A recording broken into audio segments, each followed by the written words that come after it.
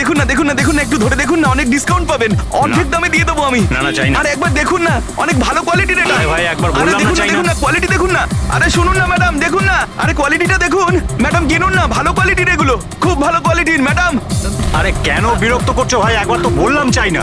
ও ও, ও দাদা, এই ম্যাডামের মনে হয় কিছু একটা হয়েছে। আরে কিচ্ছু হয়নি ওর, আরে দেখুন না, ঘুমোচ্ছে। ওনার ঘাট থেকে রক্ত বেরোচ্ছে। কি? হ্যাঁ, দেখুন ওনার রক্তে ভেসে যাচ্ছে। সুচি? ওই যে, ওই দেখুন দেখুন, ওই যে সুচি?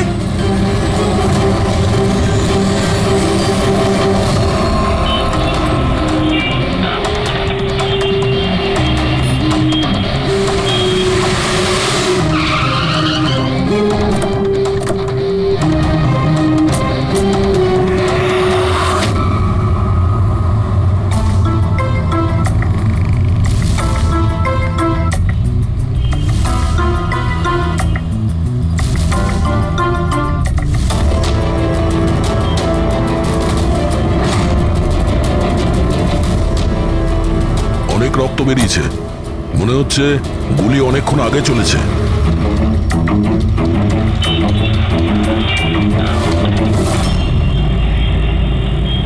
এসব কি করে হলো মিস্টার আশুতোষ। আচ্ছা, আর এনার নাম কি? ইনি আমার স্ত্রী সুচি। মানে বলতে চাইছি আমার ex wife Suchi. Ex wife?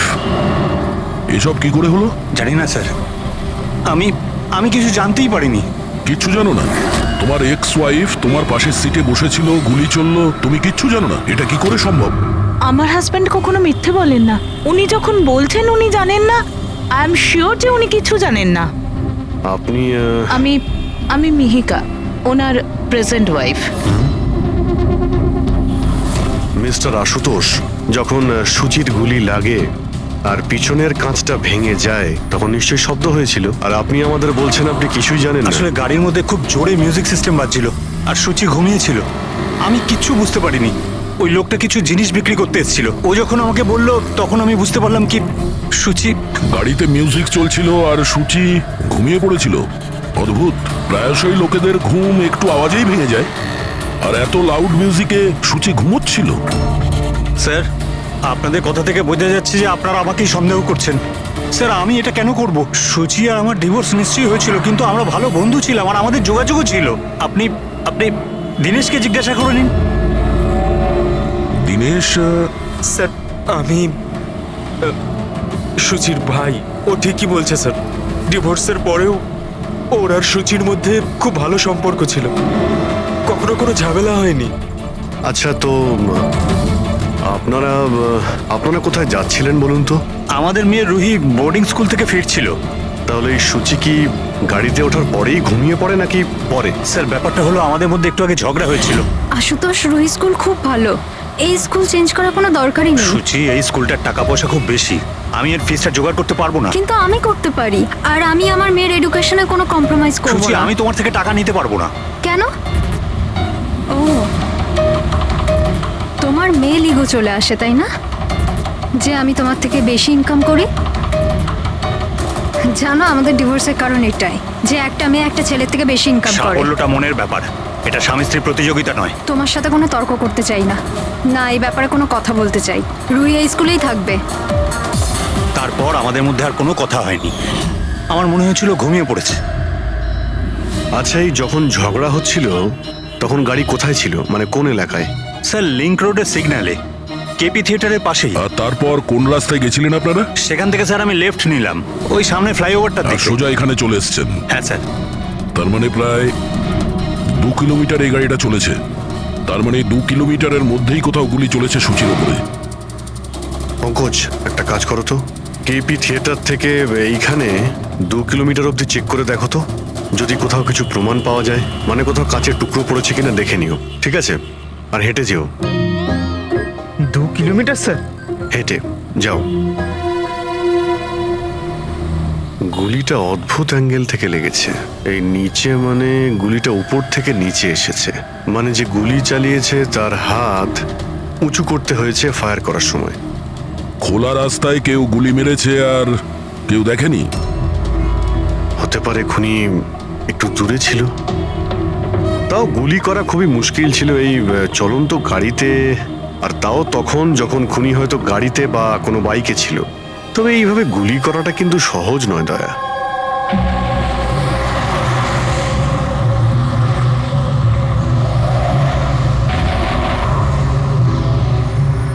রাস্তায় কোথাও গাড়ি দাঁড় করিয়েছিলে তুমি? সিগন্যালে দাঁড়িয়েছিলাম একবার, ব্যাস, আর কোথাও নয়। যদি সিগন্যালেও কেউ গুলি চালায় কিংবা অন্য কোথা থেকেও যদি গুলি চালায়, তাহলে এম করার সময় তো টাইম লাগবে। তাহলে কেউ গুলি মারতে কাউকে দেখলো না কি করে? হ্যালো, হ্যাঁ স্যার, ঠিক আছে স্যার, আমরা পৌঁছাচ্ছি। কি হয়েছে? এসিপি স্যারের ফোন ছিল, আর একটা লাশ পাওয়া গেছে কামরি ব্রিজের নিচে।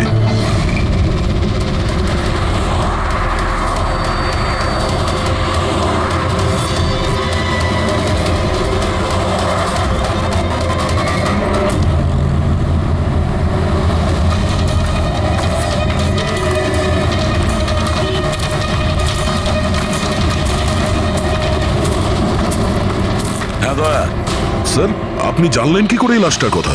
লোকাল পুলিশের কাছে আশেপাশের লোক কমপ্লেন জানিয়েছে। 2 ঘন্টা আগেই লাশ দেখেছে। মাথার পিছনে একটা চোট আছে আর পিঠের পিছনেও একটা গুলির চিহ্ন আছে। স্যার, একটা কথা মাথায় ঢুকছে না, কেউ একে এখানেই মেরেছে নাকি অন্য কোথাও মেরে এখানে নিয়ে এসেছে? দেখতে হবে ফেডরিক। স্যার, রাস্তায় একটা বাইক পাওয়া গেছে। আমার মনে হচ্ছে এই লোকটারই বাইক হবে।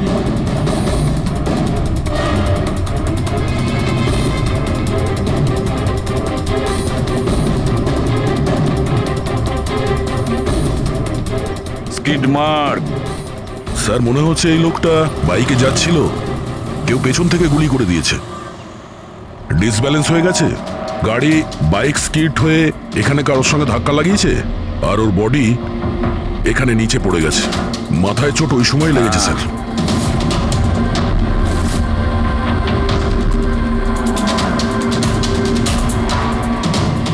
স্যার, হ্যাঁ, কিছুতেই বুঝতে পারছি না এই লোকটা কে। এর কোনো রকম আইডেন্টিফিকেশন নেই। আমি মিসিং পার্সনস ব্যুরোতে জিজ্ঞেস করে দেখবো কি? ফেডরিক, এত তাড়াতাড়ি কেউ মিসিং পার্সনস ব্যুরোতে রিপোর্ট করে না। একটা কাজ করো, আরটিওতে গিয়ে এই বাইকের রেজিস্ট্রেশন চেক করো। ওখানেই সমস্ত ডিটেলস পাওয়া যাবে যে মালিক কে। ওই কেসটার ব্যাপারে কি হলো কিছু জানতে পারলে? না স্যার, খুব অদ্ভুত কেস। বুঝতে পারছি না গুলি কে চালিয়েছে আর কোথা থেকে। পুরো এলাকাটা খুঁজে দেখেছি স্যার, কিন্তু কিচ্ছু পাইনি। ট্রাফিক পুলিশরা কি বলছে? স্যার, ট্রাফিক পুলিশ, ওখানে দোকানদার যারা দাঁড়িয়ে ছিল তাদের সবাইকে জিজ্ঞেস করেছি, কেউ খুনির ব্যাপারে কিচ্ছু জানে না। তাহলে সূচির ওপর গুলি চললো কোথা থেকে? দেখতে হবে। স্যার, আমি বলেছি তো আপনাদের, আমি জানি না সূচির গুলি কখন লাগলো, কিভাবে লাগলো।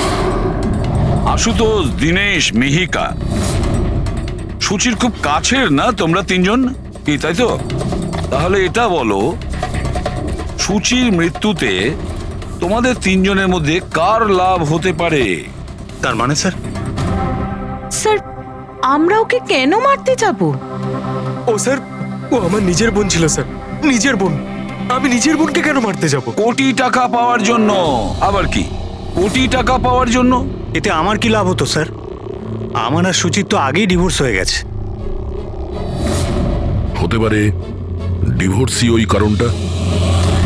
ডিভোর্সের পরেও আমি আর সুচি অত্যন্ত ভালো বন্ধু ছিলাম, বন্ধুর মতোই মিশতাম আমরা। এটাও তো হতে পারে যে তোমার প্রথমা স্ত্রীর সঙ্গে যে সম্পর্ক ছিল সেটা হয়তো দ্বিতীয় স্ত্রীর পছন্দ ছিল না। স্যার, আপনি এসব কি বলছেন? ওদের মধ্যে ভালো সম্পর্ক ছিল, তাতে আমার কি? ওদের দুজনকে নিয়ে আমার কোনো প্রবলেম ছিল না, আমি ইনসিকিউর নই। যদি তোমাদের তিনজনের মধ্যে কেউ সূচিকে না মেরে থাকে, তাহলে সূচিকে কে মেরেছে? কে মেরেছে? আমি বলছি আপনাকে, সূচি একটা এনজিওতে কাজ করত। ও ওখানে একজন অ্যাকাউন্টেন্টের পর্দা ফাঁস করে দিয়েছিল, কারণ ওই মেয়েটা টাকা পয়সা নিয়ে গন্ডগোল করছিল। তোমার মনে হচ্ছে শেলির হাত হতে পারে এইসবের পেছনে? ইয়েস স্যার, ওকে অনেকবার হুমকিও দিয়েছিল। স্যার, আমার তো মনে হচ্ছে কি এই কাজটা হয়তো পৃথ্বীর হতে পারে। আচ্ছা, এই পৃথ্বী কি? খুবই খুবই অসভ্য ধরনের লোক, ওই রোমিও টাইপের। সুচি পুলিশকে কমপ্লেনও করেছিল ওর বিরুদ্ধে, কিছুদিনের জন্য জেলেও গেছিল। ঠিক আছে, তোমরা তিনজন যেতে পারো। Thank you sir. Thank you sir. Thank you sir.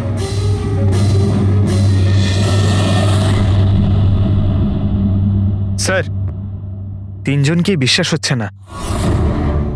এই তিনজনের ওপর কড়া নজর রাখো। আর দয়া, স্যার শেলি আর পৃথ্বী, ওদের দুজনকে বিউরোতে ডাকো।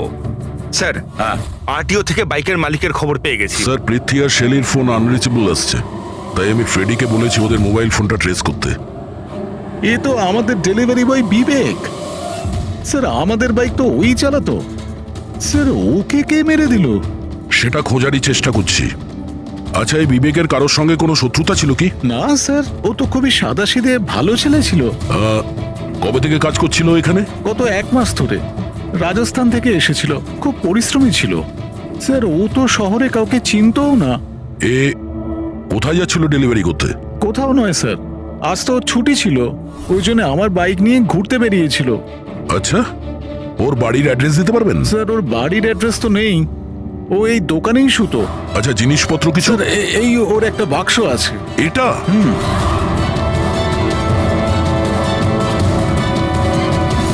স্যার, এই লোকটার বক্স আর সবকিছু চেক করলাম, তাতেই সার্কাসের প্যাম্পলেট ছাড়া কিছুই পেলাম না।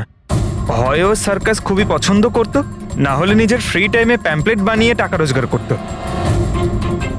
এটা এমন একটা মার্ডার যাতে কোনো সাসপেক্টই নেই। আচ্ছা, বিবেকের মতো এই ধরনের গরিব লোকদের মেরে কার কি লাভ হতে পারে? সেটাই তো। আর ওদিকে সূচি, দ্বিতীয় মার্ডার, যারা সন্দেহের তালিকায় অগণিত। তাদের মধ্যে যে কেউ গাড়ির সামনে গিয়ে গুলি করে মারতে পারে সূচিকে। না বস, আই এম সরি বাট আমি তোমার সঙ্গে একমত হতে পারছি না। কোন কথা?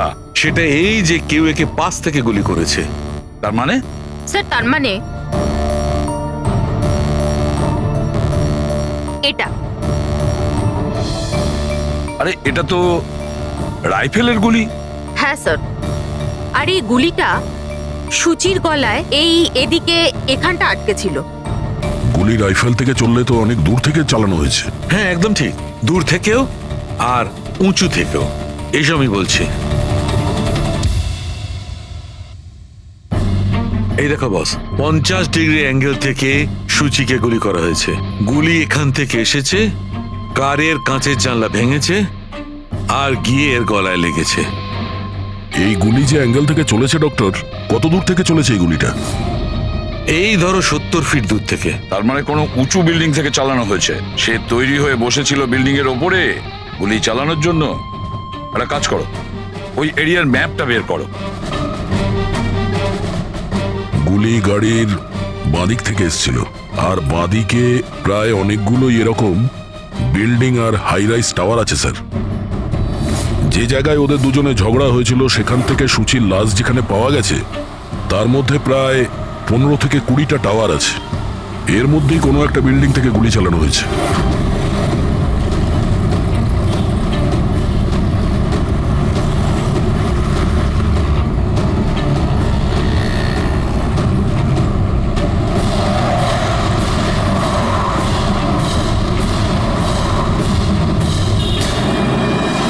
বাস ঠিক আছে।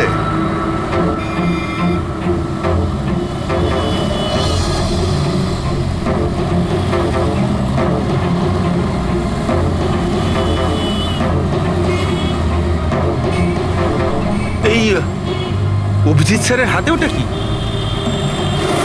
মার কাছে ফ্রেডি, ঠিক সেই হাইটে যে হাইটে সূচির গুলি লেগেছিল। আর আমার হাতে এই ডিজিটাল ডিস্টেন্স রিডার আছে। এর থেকে এই লেজার লাইট যদি ওই মার্কেট ঠিক যায়, তাহলে তার মানে গুলি এখানে এই বিল্ডিং থেকেই চালানো হয়েছে। সব মাথার উপর দিয়ে গেল। ঠিক আছে, এটা এখনই করে দেখছি। হ্যাঁ দয়া, আমি তৈরি। ওকে। অভিজিৎ, একটু ডান দিকে এসো, ডান দিকে। হ্যাঁ, ঠিক হালকা আছে। হ্যাঁ একটু বাঁদিকে। ব্যাস ব্যাস ব্যাস, ঠিক আছে। একটু পেছনে, একটু পেছনে। দেখেছো, এই লেজার ঠিক ওই মার্কে হিট করছে না, হিট করছে না ওখানে। গুলি এখান থেকে চালাইনি স্যার। এক্স্যাক্টলি। আরে স্নাইপারের কাছে অত সময় ছিল না নিশানা ঠিক করার জন্য যখন ও সূচিকে গুলি চালিয়েছিল। একটা কাজ করি, অন্য কোনো বিল্ডিং এ যাই। ঠিক আছে, চলো।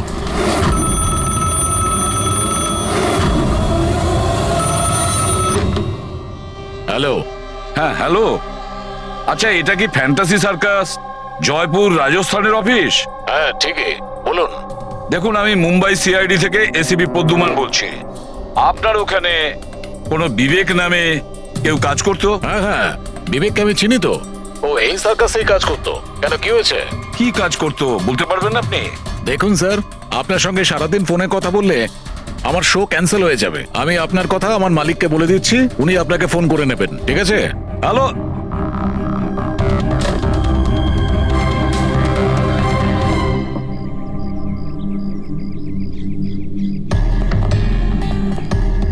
অদ্ভুত স্যার, বিল্ডিং এ কোনো গাড়ি দেখলাম না, মনে হয় গুলি এখান থেকেই করা হয়েছিল। দেখছি। হ্যাঁ অভিজিৎ, রেডি আছো?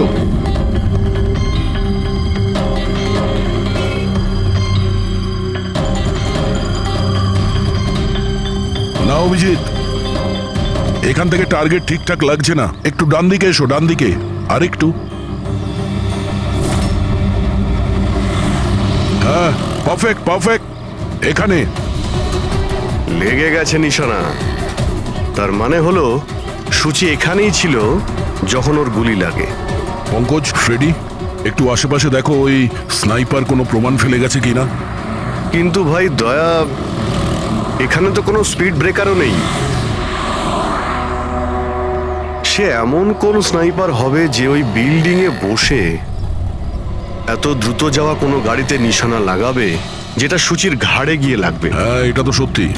আশুতোষ, যখন তোমার গাড়িটা এখানে ছিল, হ্যাঁ, তখন কোনো কারণে তোমার গাড়িটাকে স্লো করতে হয়েছিল কিংবা দাঁড় করাতে হয়েছিল, কিছু মনে আছে?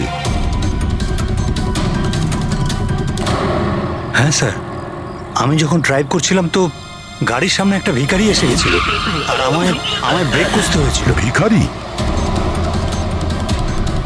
হ্যাঁ কি হলো? এইদিকে কিচ্ছু নেই স্যার। কিছু নেই? ওদিকেও কিছু নেই স্যার। ওই ভিখারি দেখতে কেমন ছিল?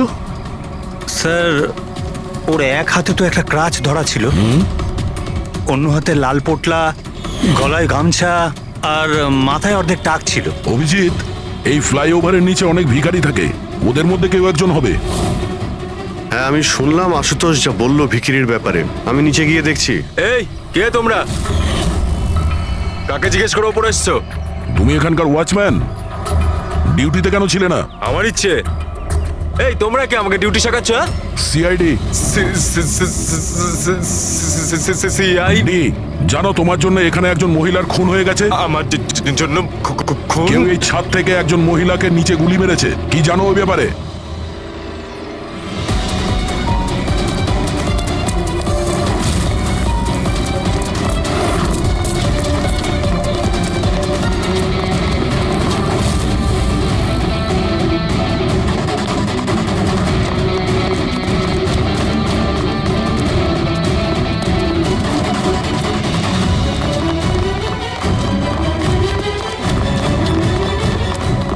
এই দাঁড়া বলছি।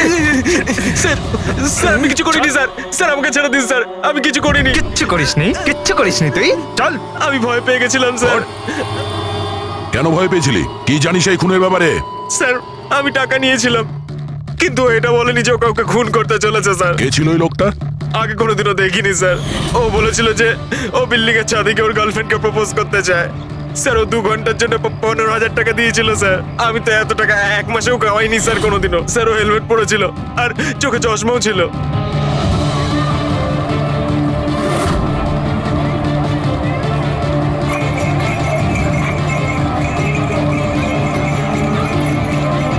আরে ভাই শোনো। ও দাদা, আচ্ছা এখানে এমন কাউকে তোমরা দেখেছো যে মাথায় লাল গামছা বাঁধে, লাল রঙের একটা বোঁচকা আছে আর লাঠির সাহায্যে হাঁটেও? আরে দাদা শোনো, এমন কাউকে দেখেছো যে মাথায় লাল রঙের গামছা বাঁধে, লাল রঙের একটা বোঁচকাও রাখে আর খুঁড়িয়ে খুঁড়িয়ে হাঁটে? দেখোনি?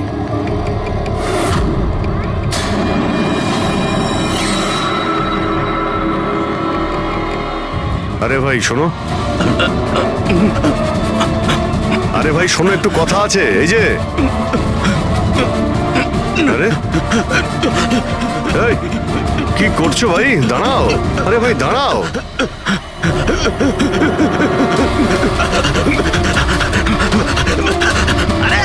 আমি কিছু করিনি, আমার কাছে কোনো টাকা পয়সা নেই, আমি কোনো কিছু চুরি করিনি, আমি একজন ভিখারি। আরে ছেড়ে না আমাকে। ল্যাংড়া সাজার নাটক করছিস? তুই জানিস ল্যাংড়াদের কতটা কষ্ট হয়? আরে কতবার করে বলবো, আমার কাছে কিছু নেই, আমি রাস্তার ভিখারি, আমি সত্যি বলছি। এই, তুই সেদিন ইচ্ছে করে লাল গাড়ির সামনে পড়েছিলি না? কোন লাল গাড়ি? আমি কোনো লাল গাড়ির সাথে আসেনি তো। স্যার এটা কি গুন্ডামি হচ্ছে? আপনি ওকে ছেড়ে দিন, এটা কিন্তু ঠিক হচ্ছে না, আমি বলে দিচ্ছি কিন্তু। এই, সর। আমি সিআইডি থেকে। আরে কোথায় পালাচ্ছিস? ভদ্রভাবে বলে দে, না হলে আমি রেগে গেলে কিন্তু এর ফল খুবই খারাপ হবে। স্যার, আপনি যদি সত্যি সিআইডির লোক হন, আমি সব বলছি। একটা লোক আমাকে টাকা দিয়েছিল এসব করার জন্য, আর ও বলেছিল যে যখনই একটা লাল গাড়ি আসবে তার সামনে পড়ে যেতে, তাই আমি করেছিলাম স্যার। তুই কি করে জানলি যে লাল গাড়ি কখন আসবে? ওই ছাদে একটা লোক দাঁড়িয়ে আমাকে ইশারা করছিল, ওই রকমই। ও যে ইশারা করবে আমি তখনই লাল গাড়ির সামনে উল্টে পড়ে যাব। প্ল্যান ছিল স্যার। জানিস একটা মহিলার খুন হয়ে গেছে তোর এই প্ল্যানের জন্য? সাহেব আমাকে ক্ষমা করে দিন, দেখুন আমি রাস্তার একজন ভিখারি। ঠিক আছে, তুই এটা বল ওই লোকটা দেখতে কেমন ছিল? ওই স্যার, ও হেলমেট পরেছিল, মোটরসাইকেলে এসেছিল, আমি তো ওর মুখটা দেখতেই পাইনি। আরে ভাই কিছু তো দেখেছিলি, কিছু তো শুনেছিলি।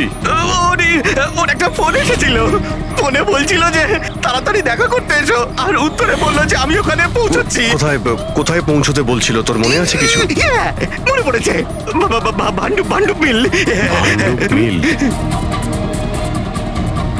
ভান্ডুপ মিল? আচ্ছা ঠিক আছে, ঠিক আছে, ফিরে এসো, আমি স্যারকে ইনফর্ম করছি। Okay sir. হ্যাঁ অভিজিৎ ভান্ডুপ মিল থেকে ফিরে আসছে। ও বলছে যে মিল একদম ফাঁকা পড়ে আছে, কোনো প্রমাণই ওর হাতে পড়েনি।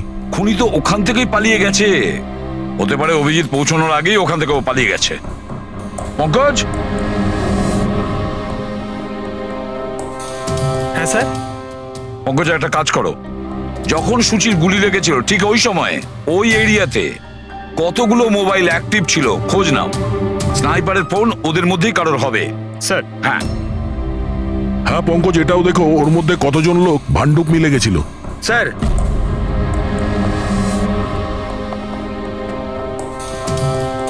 স্যার এ হলো শৈলী, এনজিওর অ্যাকাউন্টেন্ট।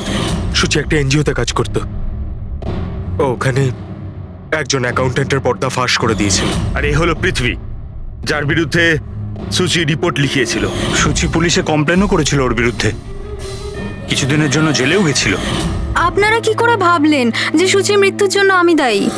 হ্যাঁ স্যার, আমিও তো এমন কিছুই করিনি, আমি তো কারোর মার্ডার করিনি স্যার। শেলি তোমার চাকরি চলে গেছিল সুচির জন্যে, আর তারপর থেকে তোমার এখনো পর্যন্ত কোনো চাকরি পাওইনি। ধার করে করে সংসারে খরচা চালাচ্ছ তুমি।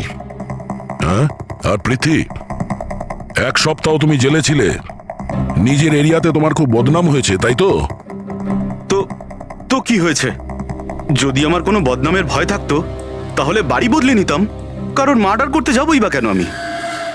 আর স্যার এমনটা নয় যে আমি কোথাও চাকরি পাচ্ছি না, বলতে পারেন আমি আমার মতো কোথাও চাকরি পাচ্ছি না, এই জন্য আমি কোথাও জয়েন করছি না। আপনাদের আশুতোষ আর তার নতুন স্ত্রী, তাকে এসব প্রশ্ন করা উচিত। ওদের জীবন সুখী নয়, কিন্তু সবাইকে দেখিয়ে বেড়ায়। আশুতোষ তো সুচির কাছে ফিরে যেতে চাইছে, হয়তো ও নতুন স্ত্রীকে নিয়ে খুশি নয়, তাই। আর স্যার সুচির না ওর ভাইয়ের সাথেও বনিবনা ছিল না, সব সময় না ফোনে ঝগড়া করতে থাকতো। আচ্ছা, আর কি ব্যাপার নিয়ে ঝগড়া হতো এদের দুই ভাই বোনের মধ্যে? আসলে স্যার দিনেশ আশুতোষকে হুমকি দিয়েছিল ও সুচির থেকে দূরে থাকার জন্য, হয়তো সুচির এটা পছন্দ হয়নি। আর স্যার ও আমাকে আর একটা কথা বলেছিল, মেয়েকা হিংসে করে ওর আর আশুতোষের মেলামেশায়। 100% মনে হয় এদের মধ্যেই কেউ একজন ওকে মার্ডার করেছে। হ্যাঁ স্যার। আচ্ছা ঠিক আছে, যেতে পারো তোমরা দুজন, কিন্তু একটা কথা ভালো করে মনে রাখবে, যতক্ষণ না আমাদের ইনভেস্টিগেশন শেষ হচ্ছে তোমরা শহর ছেড়ে বাইরে যাবে না। এই কেসে কারোর কথার উপর ভরসাই করতে পারছি না স্যার, মনে হচ্ছে সবাই মিথ্যে কথা বলছে। হ্যাঁ, সে যেই হোক খুব বড় প্ল্যানিং করেছিল, প্রথমে ভিখারিকে টাকা দিয়েছে, একটা ওয়াচম্যানকে হায়ার করেছে, আর তারপরে স্নাইপারকে হায়ার করেছিল। আর ঠিক সময় আসতেই ও সূচিকে গুলি করে মারে। স্যার হ্যাঁ, স্যার যে সময় ওর ওপর গুলি চালানো হয়েছিল স্যার, তখন ব্রিজের আশেপাশে 2000 লোকের মোবাইল অ্যাক্টিভ ছিল। তাহলে ওই সময় কোন মোবাইল ফোন পাণ্ডু মিলের দিকে গিয়েছিল? একটা নাম্বার গিয়েছিল, কিন্তু সেটা প্রাইভেট নাম্বার, তাই ট্র্যাক করতে পারিনি। আর কি বলতে পারো এই নম্বরের ব্যাপারে? এটাই স্যার, ওটা মিল অব্দি গেছিল কিন্তু দাঁড়ায়নি, ওটা সোজা কামরি ব্রিজের দিকে চলে গেছিল, আর ওখান থেকে সিগন্যাল পাওয়া যাচ্ছিল না। কামরি ব্রিজ? স্যার বিবেকের লাশটাও তো আমরা ওখানেই পেয়েছি, এটা কোনো কোইন্সিডেন্ট হতে পারে না? রাজস্থানে বিবেকের বাড়িতে ফোন করি, ওর ব্যাপারে পুলিশ কি ইনফরমেশন জোগাড় করলো জানতে হবে। দয়া, এই বিবেকও তো খুনি হতে পারে। কেউ বিবেককে খুন করে দিয়েছে? একজন খুনির খুন? অনেক কিছুই হতে পারে ফেডরিক। এই কেসে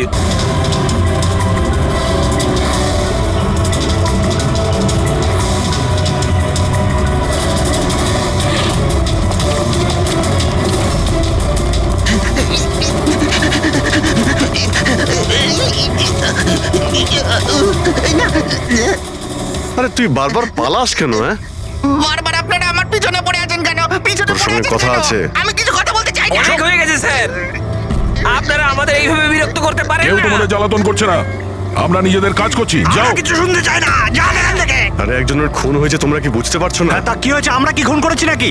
হ্যাঁ, আমরা গরিব মানুষ, ভিক্ষা করে খাই, তার মানে কি আপনারা আমাদের উপর দোষ দিয়ে দেবেন?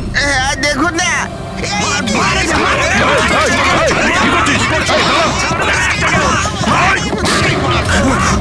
অভিজিৎ, তুমি ঠিক আছো? আরে না, ও নো, রক্ত বেরোচ্ছে।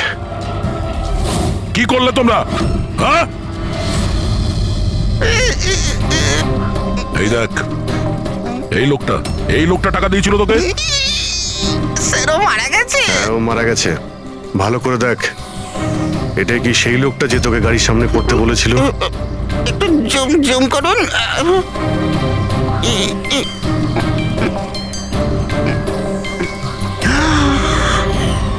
এমন ঘড়ি তো ও পড়েছিল।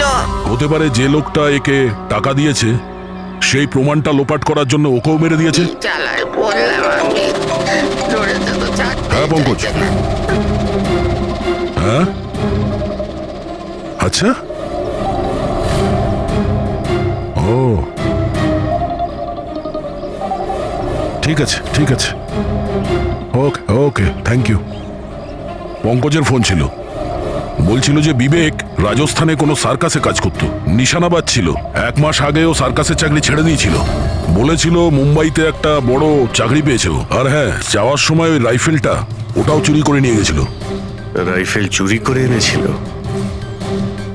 হয়তো সুচির সুপারি নিয়ে এখানে এসেছিল, আর দোকানে এই জন্য কাজ করতো যাতে ওকে কেউ সন্দেহ না করে। হ্যাঁ, আর এই পুরো ষড়যন্ত্রের যে মাস্টার মাইন্ড, সে নিশ্চয়ই রাজস্থানে গেছিল বিবেককে সুপারি দেওয়ার জন্য। কে হতে পারে এই মাস্টার মাইন্ড, যাকে চোখের সামনে দেখেও ধরতে পারছি না?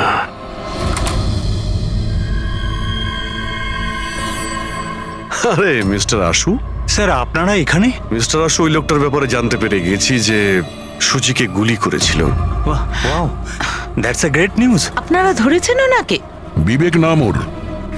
আপনারা কোনো বিবেককে চেনেন? না তো। অদ্ভুত ব্যাপার, আপনি কোনো বিবেককে চেনেন না, কিন্তু 15 বার কল করেছেন আপনি আপনার ফোন থেকে বিবেককে। কি বলছেন? আমি যখন বলছি কোনো বিবেককে জানিই না, তাহলে আমি ওকে ফোন কেন করব স্যার? শুধু এটাই নয়, ওর সঙ্গে দেখা করতে তুমি রাজস্থানেও গিয়েছিলে। সার্কাসে ওর গুলি চালানোর ক্ষমতাটা দেখে তোমার এত পছন্দ হয়েছিল যে সুচিকে মারার কন্ট্রাক্টও দিয়ে দিয়েছিল ওকে। 1 মিনিট স্যার, 1 মিনিট। এটা সত্যি যে একটা বিজনেস ট্রিপের জন্য আমি রাজস্থান গিয়েছিলাম, কিন্তু আমি কোনো সার্কাসে যাইনি স্যার। আর আমি যখন কোনো বিবেককে চিনি না, তো তাকে ফোন কেন করব? তাহলে কি তোমার এই ফোন রেকর্ড মিথ্যে কথা বলছে? স্যার এটা হতে পারে কি আমার ফোন থেকে অন্য কেউ ওকে ফোনটা করেছে আমার না থাকার সুযোগে।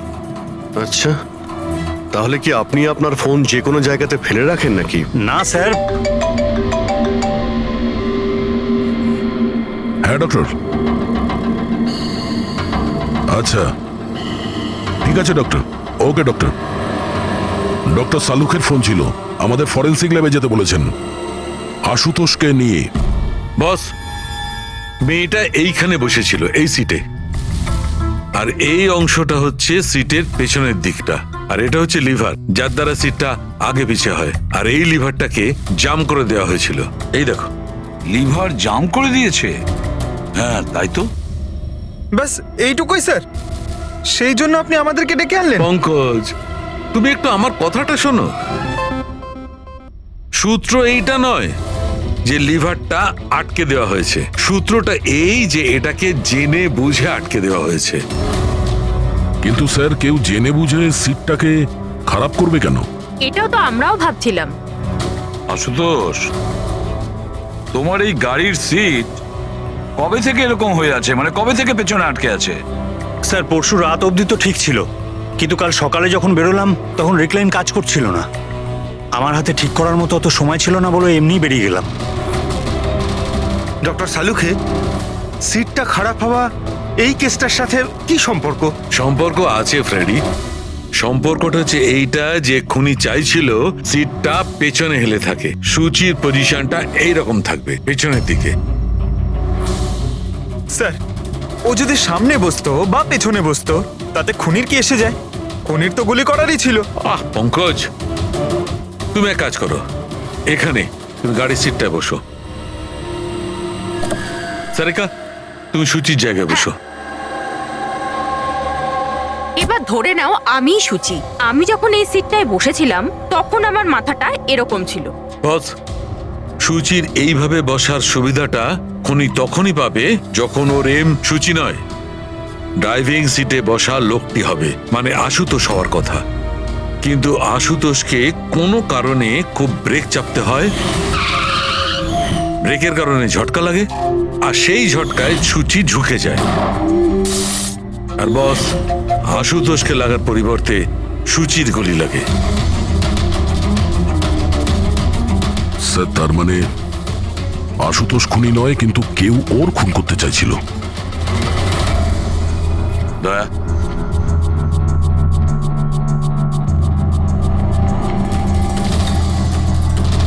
আশুতোষ।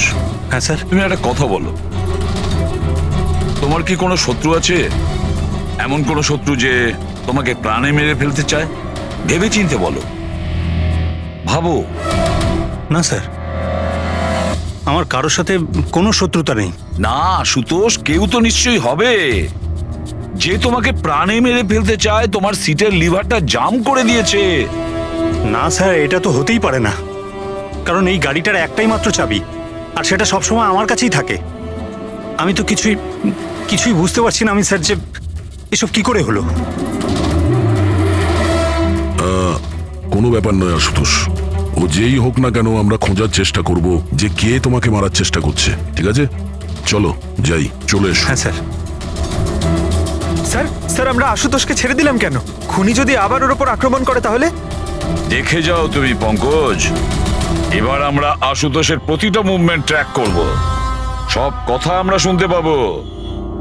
স্যার, সেটা কিভাবে? দয়া যে ট্রান্সমিটার বাগ লাগিয়ে দিয়েছে।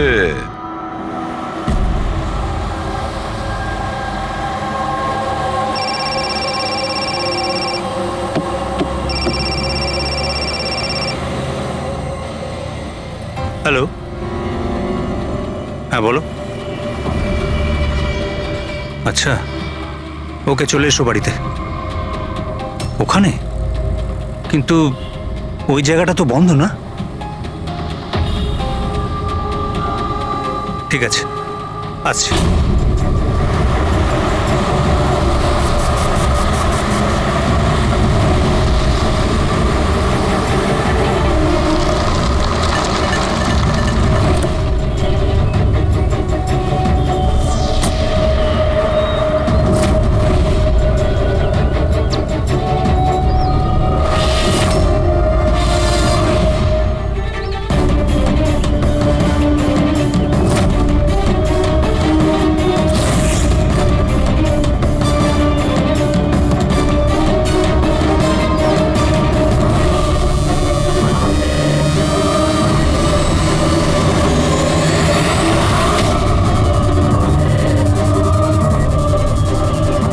এটা কি করছো?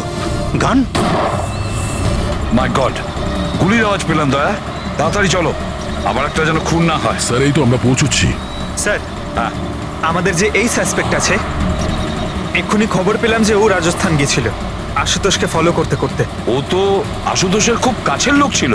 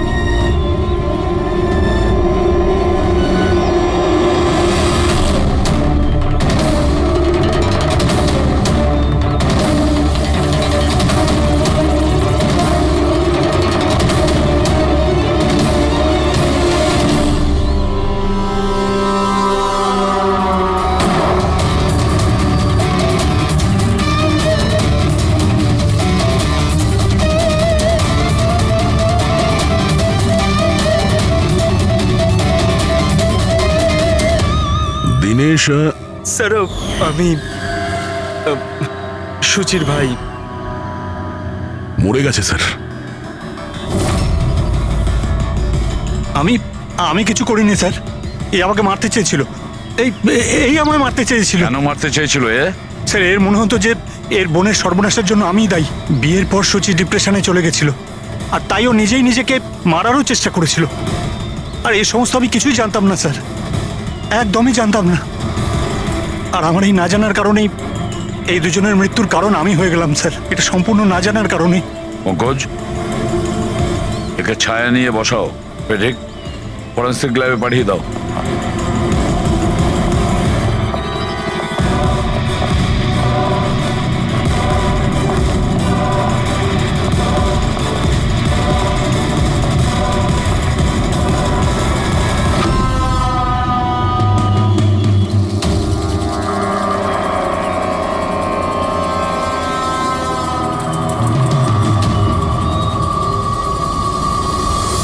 গল্পে একটা নতুন টুইস্ট।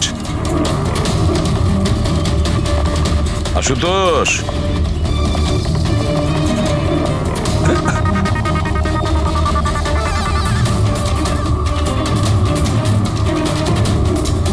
এটা কি চেনো? না স্যার, আমি ঠিক জানি না। জানো না? এক্ষুনি জেনে যাবে। পঙ্কজ, চেক করো ওকে। কিন্তু কেন? হাত উঁচু করুন, জানতে পেরে যাবেন আপনি। স্যার, আমি তো কিচ্ছু করিনি, আমি নিরপরাধ। আপনারা কেন আমার তল্লাশি নিচ্ছেন? আমার কথা বিশ্বাস করুন স্যার, আমার কাছে কিছু।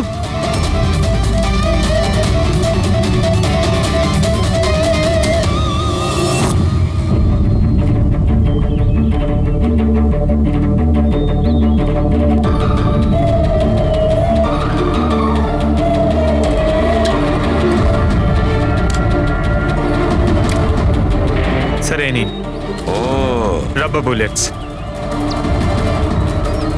আমি জানি না স্যার যে এর থেকে কি প্রমাণ হচ্ছে। কি প্রমাণ হয়?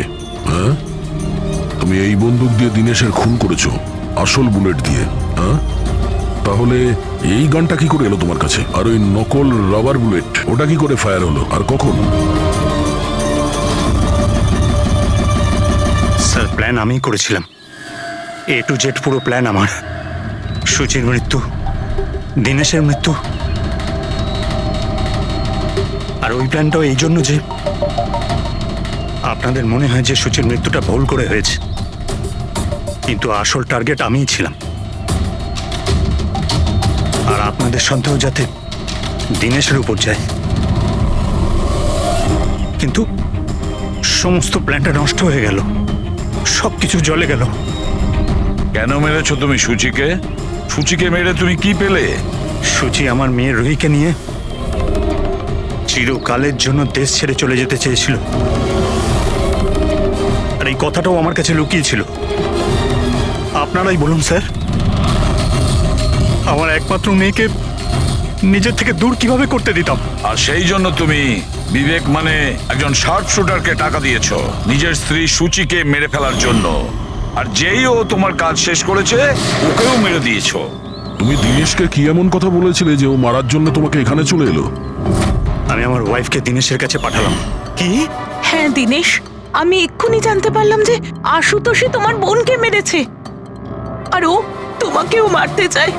না না, আমি ওকে ছাড়বো না, মেরেই ফেলবো আমি ওকে। দিনেশ পাগল হয়ে গেছো নাকি? খুন করবে তুমি? ও আমার বোনকে মেরে ফেলেছে, আমি ওকে ছাড়বো না। আমার বোনকে এভাবে মেরে ফেলার আগেও একবারও ভাবলো না। না, যাই হয়ে যাক না কেন আমি ওকে ছাড়বো না, দিনেশ, আমি ওকে কিছুতেই দিনেশ, ছাড়বো না। দাঁড়াও, আমার কথা শোনো। আর সুযোগ পেয়ে ওর বন্দুকটা বদলে দিল। তাহলে দিনেশ তোমার উপর যে গুলিটা চালাচ্ছিল সেটা নকল ছিল? হ্যাঁ, মারপিটের সময় আমি ওই গানটা বদলে দিয়েছিলাম যাতে আপনাদের মনে হয় কি আত্মরক্ষার জন্য আমি দিনেশকে মেরেছিলাম, আর আপনাদের সামনে আমি নিরপরাধ বলে সাব্যস্ত হই। কি রেখে গেলে তোমার ছেলের জন্য? না মা না বাবা। ওই সন্তানকে পাওয়ার জন্য তুমি ওরই মাকে মেরে ফেলেছো। আর এই অপরাধে তুমিও আজীবন জেলের গড়াদের পেছনে থাকবে। বলো আশুতোষ, কি পেলে তুমি নিজের ছেলেকে এভাবে অনাথ করে? কি পেলে?